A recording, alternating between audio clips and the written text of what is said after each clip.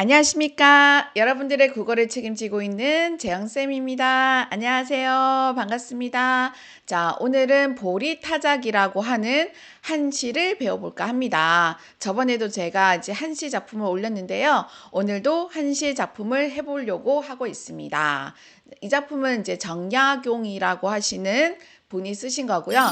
잘 알고 계시죠? 아주 유명한 실학자이기 때문에 여러분들 다 알고 계실 겁니다. 이분은 되게 농사를 중요하게 생각했던 사람이죠. 그래서 이제 중농학파라고 해가지고 농사를 되게 중요하게 생각해서 많은 사람들에게 이 농사의 이로움에 대해서 많이 얘기를 했던 사람이에요. 그래서 이 작품에서도 농사를 하고 있는 농민의 건강한 삶의 모습을 보여주고 있는 시이거든요. 여기 지금 제목이 보리타작이라고 되어 있는데 이 보리타작은 이렇게 풀어서 해석을 한 거고요. 실제로 이 시는 한시라고 했잖아요. 원래 제목이 뭐냐면 탐액행이라고 하는 제목을 가지고 있습니다. 이 제목이 탐액이잖아요. 보리타작이라고 하는 뜻이에요. 그래서 탐액이고 행이라고 하는 것은 한시의 하나의 갈래라고 생각을 하시면 됩니다. 한시의 갈래. 한시가 우리나라 갈래가 아니잖아요. 이게 중국의 갈래인데 그 중국의 한시의 갈래도 되게 종류가 많아요. 예, 그 종류 중에서도 행이라고 하는 갈래를 가지고 있다라고 생각을 하시면 됩니다. 그럼 한번 이제 볼까요? 본문 보도록 하겠습니다. 새로 걸은 막걸리 젖빛처럼 뿌옇고 큰 사발의 보리밥 높기가 한자로세 밥 먹자 도리끼 잡고 마당에 나서니 건깃한 두 어깨 햇빛 받아 번쩍이네 라고 되어 있죠. 자, 여기까지 먼저 할게요. 여기가 기입니다. 그래서 여기 보면 막걸리가 젖빛처럼 뿌옇고라고 되어 있죠. 이 막걸리 혹시 이제 보셔서 마셔본 사람들도 있겠지만 일단 이거를 보는 학생들은 대부분 학생들이기 때문에 이 막걸리를 보긴 했겠지만 먹어보진 않았을 거예요. 근데 이제 보는 것만 해도 상관없으니까 보시면은 되게 뿌옇죠. 예, 이게 우유 색깔처럼 되게 뿌옇습니다. 우유보다 더 약간 좀 더 짙은 젖빛 색깔이잖아요. 젖빛처럼 뿌옇고요. 큰 사발에다가 보리밥을 이제 먹고 있는데 높이가 한자라고 되어 있어요. 여기 지금 한자가 몇 센치냐면 30cm거든요. 30cm 조금 넘는 건데요. 그냥 30cm라고 생각을 하시면 됩니다. 자, 여러분들 한번 상상을 해보세요. 여기 지금 아주 큰 사발이 있는데 높이가 어떻대요? 30cm나 된대요. 자, 밥을 이제 한번 상상을 해보시면 엄청나게 이제 높은, 높고 굉장히 이렇게 막 쌓여있는 그런 밥의 모습을 상상해 볼 수 있잖아요.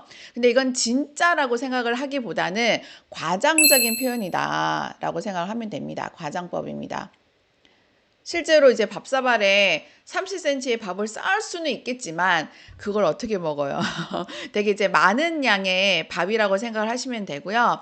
그리고 이제 농민들이 밥을 먹고 도리깨를 잡고 마당에 나서고 있어요. 자, 이 도리깨를 여러분들이 본 사람도 있을 거고 보지 못한 학생들도 있을 건데요. 아마 이것도 제가 사진을 준비하지 않을까라고 하는 생각이 듭니다.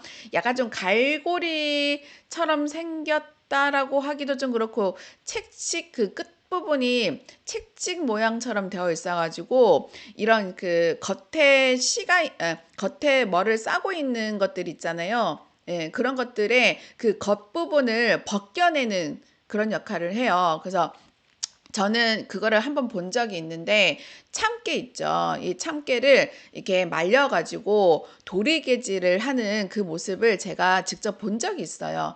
예, 그래서 지나가다가 보게 됐는데 우연히 보게 됐는데 이렇게 치니까 나달이 싸고 있던 껍질 있잖아요. 그게 막 날리면서 날아가더라고요. 그래서 그 알맹이만 이제 남게 되는 그런 모습을 이제 볼 수가 있는데, 여기 이제 농민들이 도리끼를 잡고 마당에 나서니 검게 탄 두 어깨가 햇빛 받아서 번쩍이고 있다.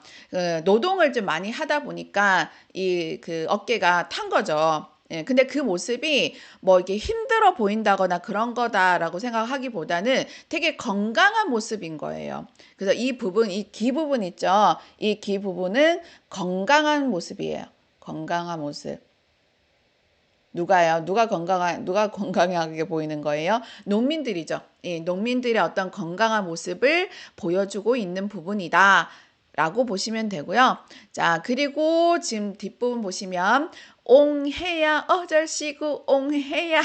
자, 이거 민요입니다. 그래서 옹해야 하면서 지금 이제 그 도리개질을 하는 거죠. 소리 내면서 발 맞추어서 두드리니 좀 이렇게 그 흥겹게 하려고 하는 거예요. 이게 이 노동이라고 하는 것 자체가 힘든 일이기도 하잖아요. 그래서 옹해야 하면서 삽시간에 보리나달이 온 마당에 가득하죠.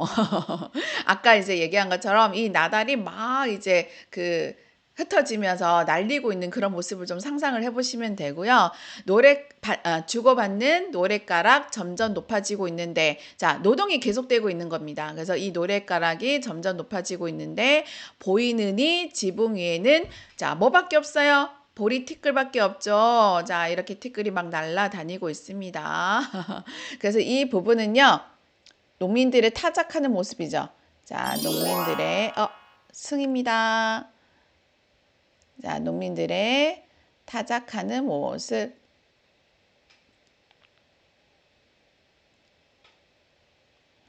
자, 여기 딱 보시면 아시겠지만 이쪽 부분이 지금 보고 있는 것 같죠? 기하고 승이. 그래서 성경이 됩니다. 경치를 먼저 보는 겁니다. 그래서 농민들이 자, 건강하게 타작하는 모습을 어떤 하자가 바라보고 있구나, 관찰하고 있구나 라고 볼 수 있어요. 그래서 이쪽 부분에 보시면 농민들의 어떤 타작하는 모습이 굉장히 사실적으로 묘사가 좀 잘 되어 있고요. 그리고 농민들의 그런 모습을 볼 수 있는 소재들도 많아요. 예, 그래서 여기 보면 막걸리라든지 보리밥이라든지 도리깨라든지 그죠? 그리고 주고받는 이 노랫가락, 노동요잖아요, 그죠? 이 노동요도 이제 농민들의 어떤 그 모습을 볼 수 있는 거니까요. 그리고 보리티끌, 이런 나달. 자, 이런 것들이 다 무엇을 보여주고 있는 소재들이다? 농민들의 어떤 생활을 볼 수 있는, 농민들이 어떤 농사를 짓고 있는 생활을 볼 수 있는 소재들이다 라고 볼 수 있습니다. 그리고 그 기색을 살펴보니까 즐겁기가 짝이 없는 거예요.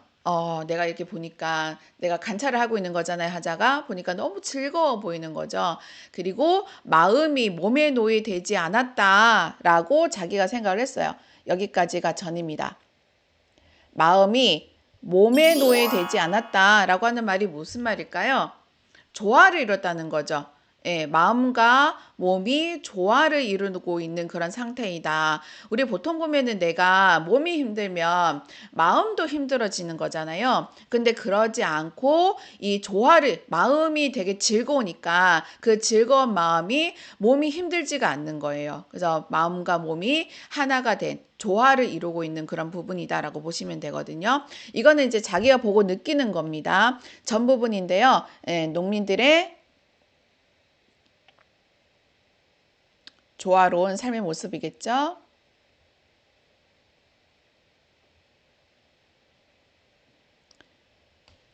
자, 이런 삶의 모습을 깨닫는 거예요. 그렇구나. 저렇게 마음이 몸에 노예되지가 않았구나. 라고 하면서. 그러니까 마음이 즐거우니까 몸이 힘들지 않는 거. 그죠? 자, 그래서 이거를 자기가 볼 때는 낙원이라고 생각하는 거예요. 이게 바로 낙원이지. 정말 이 건강한 삶의 모습이 바로 낙원이지라고 하면서 그래서 이 낙원이 먼 곳에 있는 것이 아닌데 무엇 하려고 벼슬길에 헤매고 있으리요라고 되어 있죠. 자기가 이때까지 이렇게 벼슬길을 헤매고 있었던 거예요. 그걸 이제 반성을 하는 겁니다. 그래서 이쪽 부분은 결인데요. 자, 이렇게 건강한 삶의 모습을 봤잖아요. 그래서 자신의 모습을 반성하고 있습니다.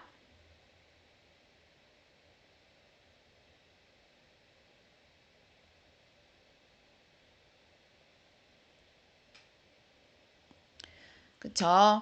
우리가 뭐 살아가면서 많은 사람들의 모습을 보잖아요. 이런 사람들의 삶의 모습, 저런 사람들의 어떤 삶의 모습을 보게 되는데, 그런 삶의 모습을 통해 가지고 내 자신을 좀 반성을 할 수 있는 기회가 굉장히 많은 것 같아요.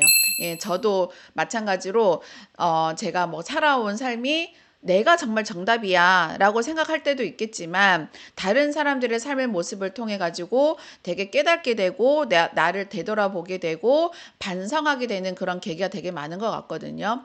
아마 이제 이 시를 쓴 정약용도 이 농민들의 건강한 삶의 모습을 통해 가지고 내가 왜 이렇게 벼슬을 하면서 힘들게 머리를 싸매고 있었는지에 대해서 반성을 하게 된 것 같아요. 예, 그래서 이 하자는 어떤 사람이겠죠. 어떤 사람인데, 여기를 보시면 아시겠지만 아마 벼슬길을 했던 사람 같아요.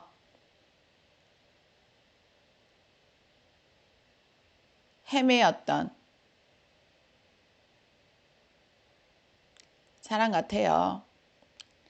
예, 그래서 뭐 정약용이라고 보셔도 상관은 없겠지만, 보통 우리가 화자를 작가하고 이렇게 똑같이 일치를 잘 시키진 않잖아요. 근데 옛날 시들은 이런 화자가 작가랑 일치되는 경우가 너무 많긴 합니다. 자, 상황은 어떤 상황이다? 이 농민들의 어떤 그 보리타작하는 모습을 내가 관찰하고 있는 상황이죠. 예, 보리타작 하는 모습을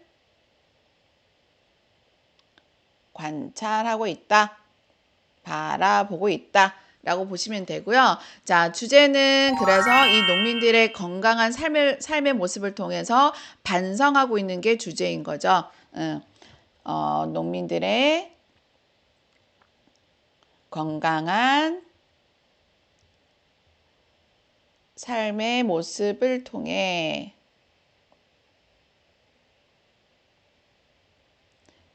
자신의 삶을 반성하고 있습니다. 자, 여러분들도 뭐 꼭 농민들, 여기서 농민이 나오지만 꼭 농민이라 생각하지 마시고요. 주변에 내가 보는 여러 사람들의 모습이라든지, 다른 꼭 사람이 아니라도 될 것 같아요. 예, 보는 모든 것들에서 자기를 되돌아보고 반성을 하는 삶을 살면 더 내가 성장하는 삶을 살 수 있을 것 같거든요. 되게 좋은 시인 것 같습니다. 자, 그래서 문제풀이를 한번 해보겠습니다. 1번. 이 작품을 감상한 내용으로 적절하지 않은 것은, 자, 봅시다. 농민들의 건강한 삶을 긍정하는 모습에서 작가의 실학주의 사상을 엿볼 수가 있다.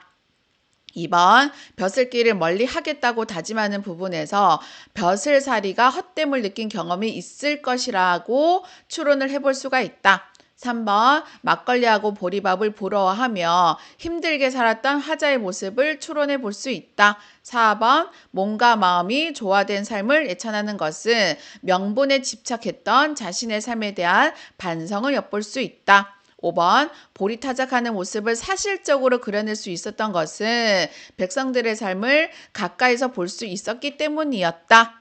라고 되어 있습니다. 시간 조금 드릴게요. 다시 한번 보도록 해보세요.